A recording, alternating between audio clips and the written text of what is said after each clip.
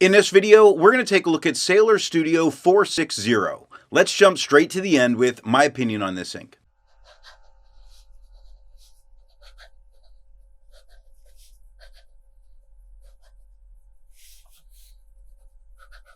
One of the things I like most about green inks is the shading that they tend to bring with them. It's one of the reasons I enjoy them and browns so much. Now, while this green doesn't give that camouflage shading that I love so very much for green inks, it does shade very nicely with some really good tone variation depending on the pen. Now, while it can be much lighter from a drier fine, it's still plenty dark to be able to read without a problem, so even if you're a dry fine pen user, you don't have anything to worry about. For this particular ink, while I like it a lot, there are a number of green inks out there that look just as good, perform just as well, shade just as well, but don't bring that heavy price tag that this one brings. And that's the only thing I can really say negative about this ink. It is very well behaved and performs so nicely, but it is also very expensive to get a hold of.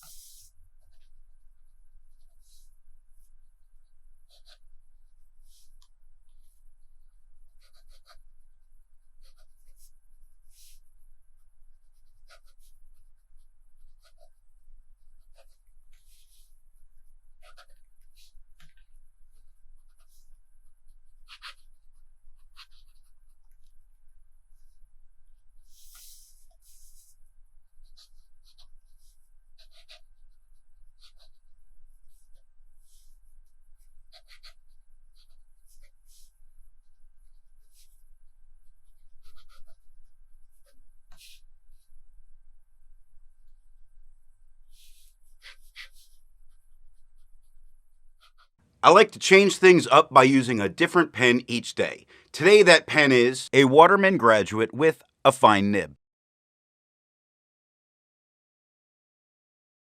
It's inked up, used for a day, and used to take the notes for this video. To see how I arrived at that opinion, let's take a look at the first writing sample done on Clairfontaine. The fine nib has no feathering, no spread, really nice shading throughout all of its writing. It really looks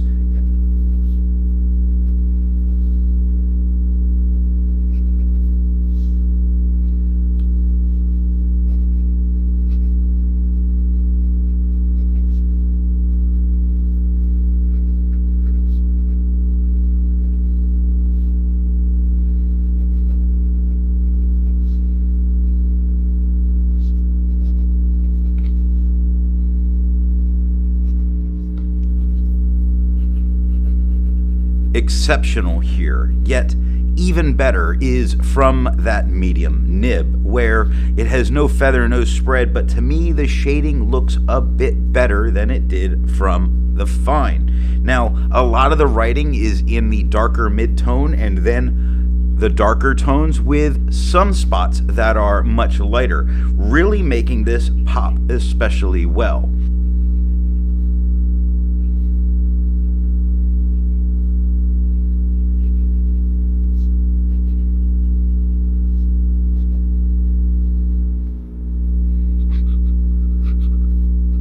The zoom nib is very wet, and it still manages to shade. It doesn't feather, it doesn't spread, it is about the same tone as the medium. I wish I wrote better with a zoom, and I probably need to dedicate using a month at some point, maybe take some time off filming just to spend a month with this nib and get better with it, because I like it. I'm just not good with it.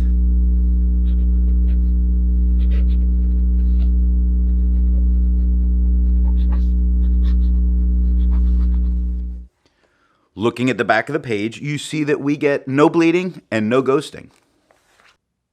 To have a range of experience with this ink, all of the writing samples are done with a Jinhao X750 with a fine nib.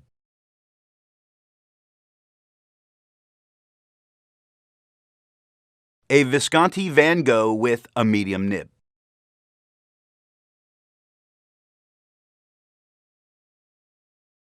A Sailor 1911 large with a zoom nib.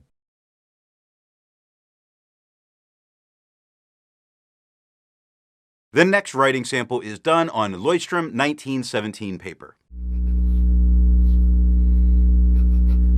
The fine nib has no feather, no spread. It offers some shading, not as much shading as we saw on the Clairfontaine, but it is definitely there. When you look at it goes from darker to lighter. Retreated, it goes from a mid-tone, a little bit lighter, much darker at the T, so it's very nice in what we're seeing here.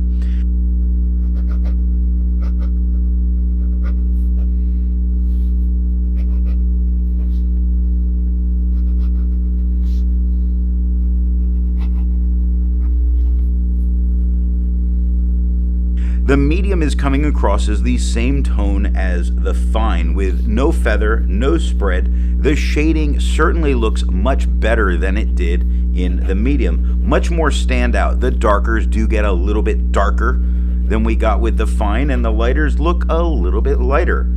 Truly spectacular.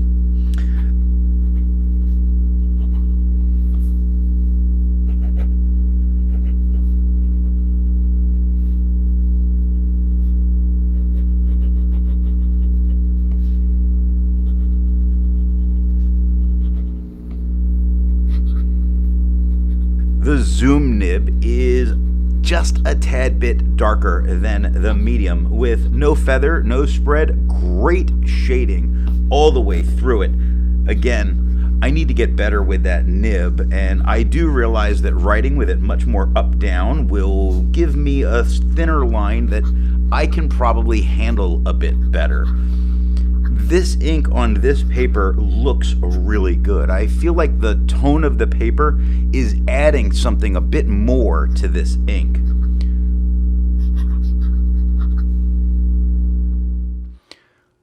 Looking at the back of the page, we see that we get no bleeding and no ghosting. I agree with Vita. There's a lot to learn by doing multiple chromatographies.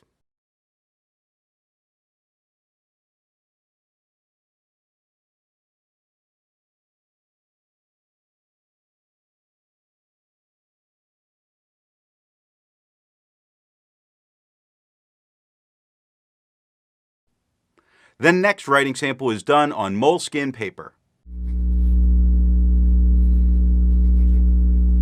The fine nib has no feather, no spread, some shading, not as much shading as on the Leuchtterm, but it is definitely there. You can see it in the word before, in the word long, in the word they, pretty much in every word. It is doing well at doing it, just not as well as the other papers.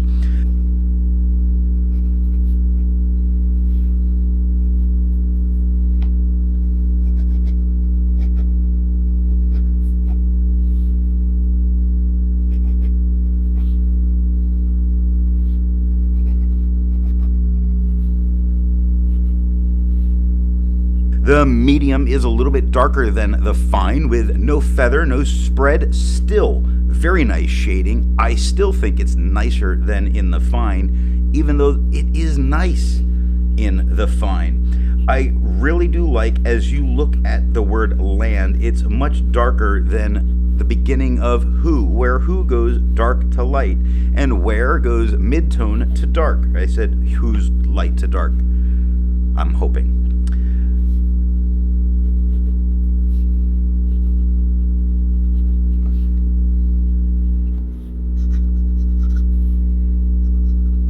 The zoom nib is much darker in general than the medium nib. It has no feathering, no spread, great shading, and that's always difficult on this paper because it is much more absorbent, but it's handling it very well and it's showing off very nicely on this paper. Again, I think the tone is helping it.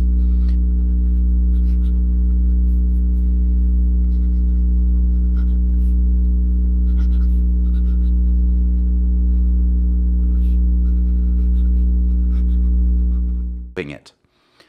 Looking at the back of the page, we see that we get no bleeding and no ghosting.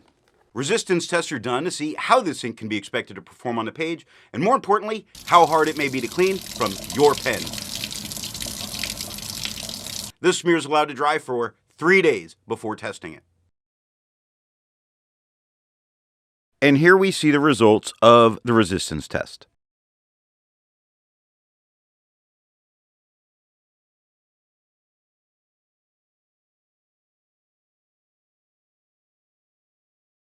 The next writing sample is done in a composition notebook. The fine nib has no feather, no spread. It does shade very well when you look at how much it changes tone through the word approached, through the word him, through the word stood or near. A lot of very nice shading. I can't help but point out, though, that in general, the tone on this paper does look a little bit lighter than on the other pages.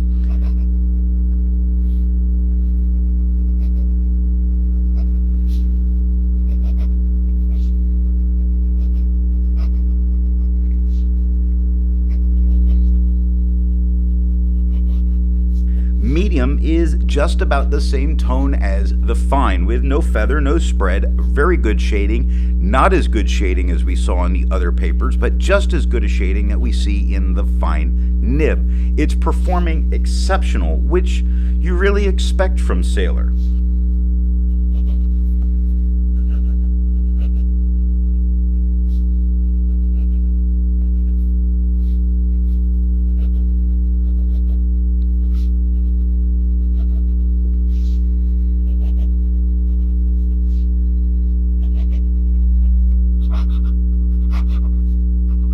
The zoom nib is much darker than the medium or the fine, with no feather, no spread. It still brings the shading because it still performs very well, like you would expect from Sailor and like you would expect from a green ink.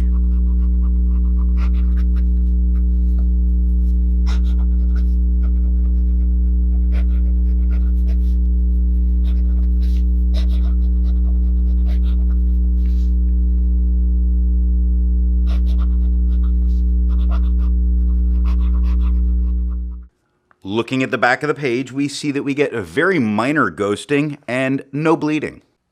With over 1,000 inks reviewed, let's take a look at some color comparables. Here is Ackerman number 25. Here is Diamine Meadow.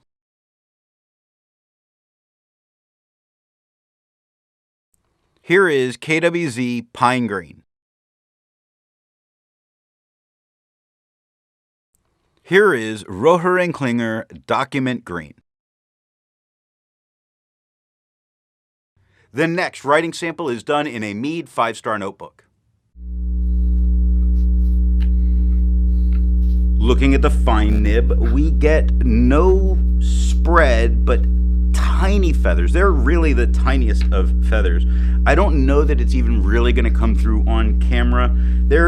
You have to get close to really look at them, and anybody who's going to look that closely at my notes to point out feathers, you poke them in the eye and ask them if they see it again. It does give some shading in the fine writing, which is nice, especially on this more absorbent paper.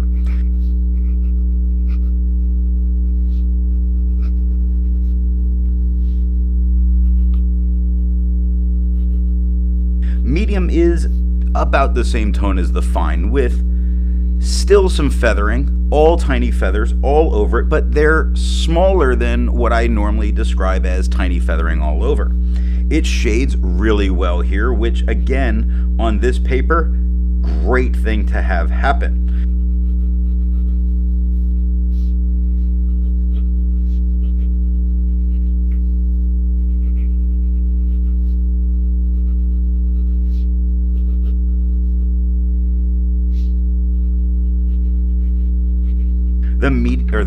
The zoom is much darker than the medium or fine, with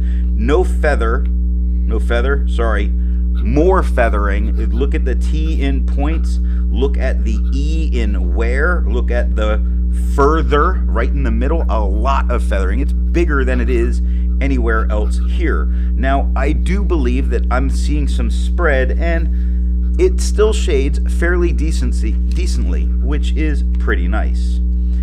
I circled this spot because this is the single spot where it did touch the page underneath, but only the slightest bit.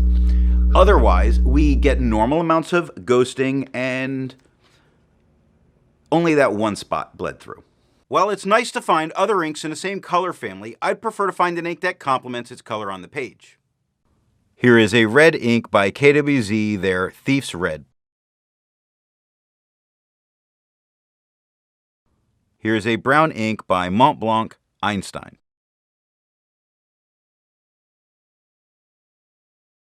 Here is a black ink by Private Reserve Ultra Black Fast Dry. Here is a purple ink by Waterman, their Tender Purple.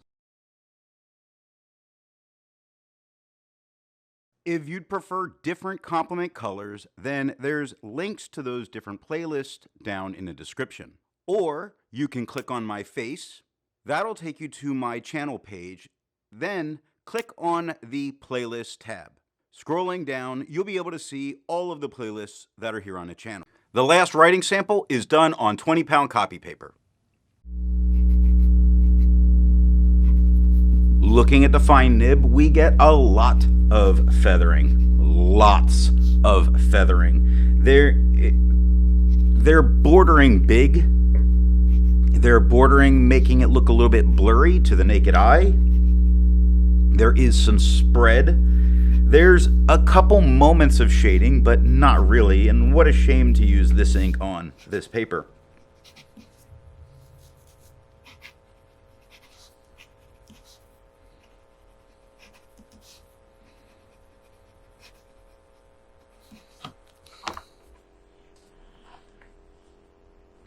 The medium is about the same tone as the fine. It has feather, a lot like the fine did. It's got spread, not as much, not so bad, but it does spread and become between a medium and broad. It has moments of shading, but again, still moments, and that's it.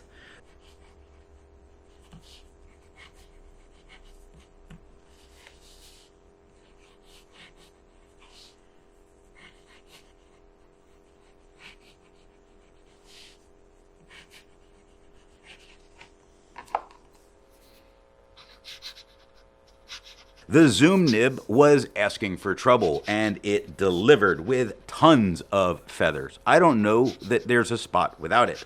Feathers have feathers, and those feathers have feathers. It does spread. This is significantly thicker than everything we've seen on any of the other paper, and no shading, because it's a shame to use this ink on this paper. When I open it up, I circled the one spot where it did touch the next page, although I don't see it as corrupting the whole next page. We do get a significant amount of ghosting, which we would expect, and the bleed through is manageable. So what nib and pen do I think is going to give the best writing experience with this ink? When I look at this ink, compared to what I've seen, while I do enjoy it a bunch, I feel that especially away from the cheap papers, it's a little obvious where my opinions are leaning here. I want that dark tone like I was getting from the Zoom, but for me, a very wet medium or broad nib is the way that I would get that. Or, what would be even better is if I could get better at using the Zoom nib.